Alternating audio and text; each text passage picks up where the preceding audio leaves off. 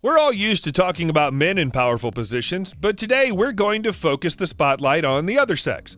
That's right, and not just any women. We're going to be talking about the wealthiest in the world. And you know what? These women don't just take care of their family. They found a way to incorporate their career and find that work-life balance we all seem to be searching for. They're on top of their respective industries, and they make a killing when it comes to business ventures. And today, we're going to take a little look into the lives of the wealthiest and some of the most powerful women in the world. So join us as we discover the top 5 richest women in the world. Let's go. Number 5, Suzanne Clayton, $21 billion. The 57-year-old businesswoman was born on April 28, 1962 in Bad Homburg, Germany. She is the daughter of one of the most prolific businessmen in Germany, and his name was Herbert Quandt, the man who saved BMW from the brink of destruction back in the day. Quandt also had numerous factories across Germany, but the most important one was Altana, the chemicals and pharmaceuticals manufacturer. When her father died, Suzanne Clayton received 50.1% of the shares of the company, thus joining the board of directors. Her education suited her position as she had a degree in business and finance.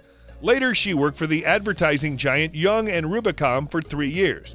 Then she got a degree in marketing and management from the University of Buckingham and an MBA from IMD Business School in Lausanne.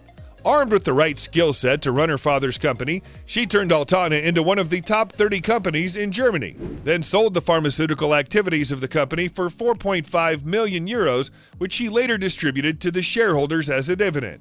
Since her mom and dad passed away, she even received a giant share of one of the largest automobile manufacturers in the world, BMW, with 19.2% of the shares. She was appointed to the supervisory board. But her family seems to have a murky past. During the Nazi occupation of Germany and the Second World War, the family seemed to operate many factories which were related to the Nazi Party. There was a documentary called Silence of the Quandts back in 2007, which exposed their dark past. And wanting to prove the director wrong, they funded unbiased historians and researchers to dig into the subject in depth, and what they found was shocking. The 1,200-page report stated that the family was inseparably linked with the crimes of the Nazis. Number 4, Yang Huyan, $22.1 billion. Besides being one of the richest women in the world, Yang Huyan is also the youngest female billionaire in Asia, and she's only 39 years old. Born in 1981, her exact date of birth is unknown due to the public. With an art degree from Ohio State University, it's intriguing how she managed to become one of the wealthiest women in the world. And no, it's not by reselling expensive art pieces. She made most of her fortune in 2007 when her father, Yang Guoquang, transferred almost 70% of Country Garden Holdings shares to his daughter before making an IPO offering. Her father didn't have enough money for a formal education and had to apply for a scholarship, and has since then been able to build one of the world's largest companies. The real estate company is part of the global top 500 companies, taking the 353rd place. The company employs more than 124,000 people and has a revenue of $33.8 billion. Yang Huyan is the majority holder in Country Garden, with 55% of the shares in her possession. She even managed to raise $450 million for the company, selling company shares. The female tycoon also chairs Bright Scholar Education Holdings. This is one of the major educational companies in China and the largest operator of international and bilingual K-12 schools in China. She's reportedly married to Cheng Chong, the son of a major Chinese official who is supposed to have a degree from Tingsha University. The marriage took place in 2004. Yang, alongside her father and sister Ziyang, are part of the board of directors. Her $22.1 billion fortune went belly up during the 2008 market crash, losing about half of her wealth. However, she's since managed to recover and stay on top. Number 3, Jacqueline Mars, $23.9 billion. Do the brands M&M, Milky Way, Snickers, Mars ring any bells? If they do, then you pretty much know how Jacqueline Mars made her fortune. She is 1/3 owner of the 6th largest U.S. privately owned company. The other 2 people owning the rest of the company are her 2 brothers. Franklin Clarence Mars was a small-town candy manufacturer whose company wasn't all that successful until his son, Forrest Mars Sr., joined the ranks. He introduced candy bars like the iconic Mars bar, the Milky Way, which became one of their best sellers, and of course, the Snickers bar.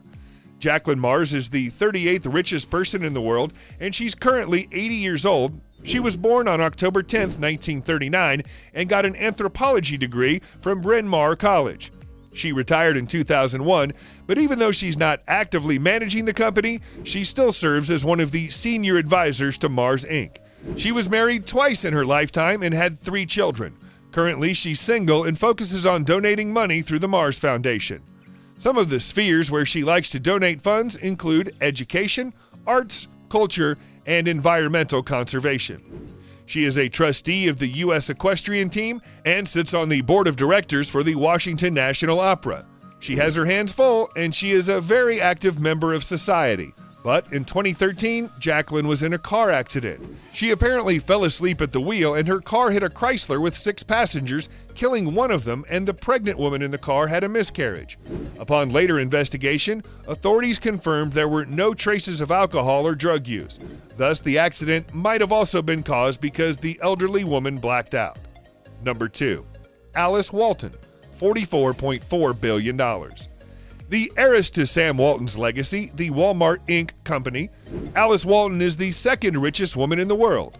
She was born in Newport, Arkansas on October 7, 1949, and her brothers were born in Newport as well. She went to Bentonville High School, got a BA in Economics and Finance from Trinity University in San Antonio, Texas. Being financially literate, she started her career as an equity analyst for First Commerce Corporation and was on top of investment activities at Arvest Bank Group, the bank her father had a major stake in. She worked there until Sam Walton opened the Llama Company, an investment bank, where she was made CEO.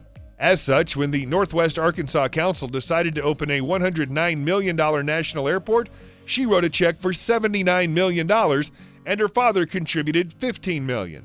That's why today, her face is on the Arkansas Aviation Hall of Fame since 2001. When Llama Company closed its doors, Alice moved to Texas, where she opened a horse ranch. She had a special gift at figuring out which 2-month-olds would become champion cutters. She sold the ranch in 2015 and has been focused on art ever since. The Crystal Bridges Museum of American Art was opened in 2011 in Arkansas. This museum was intended to be an institution dedicated to arts and artists, as well as a place of learning. Some of the works inside include Charles Wilson Peale's portrait of George Washington, as well as other works of art from famous artists such as George Bellows, Jasper Cropsey, Asher Durand, and many more. Her donations have included large contributions to the political candidacies of George W. Bush, Mitt Romney, and Hillary Clinton. Her father said that she is exactly like him, just more volatile. Number 1. Francoise Bettencourt Meyers, $49.3 billion.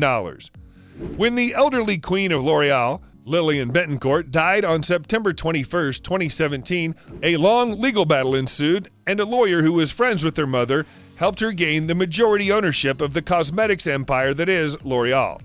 The company was founded by her grandfather, Eugene Schuler, who left it to his daughter, Lillian Bettencourt, when he died in 1957. 7 years prior to her father's death, Lillian married André Bettencourt, a very prominent French politician who held a high rank.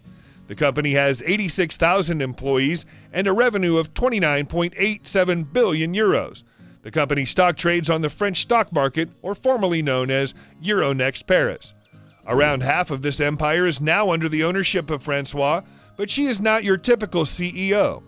Despite being a valued member of the board of directors at L'Oreal, she's also an author on mythology and religion. Some of her works include On the Greek Gods Genealogy, as well as A Look at the Bible. She married Jean-Pierre Meyers, whose grandfather died in the Holocaust. Because of this tragic event, the family decided to raise their 2 children Jewish.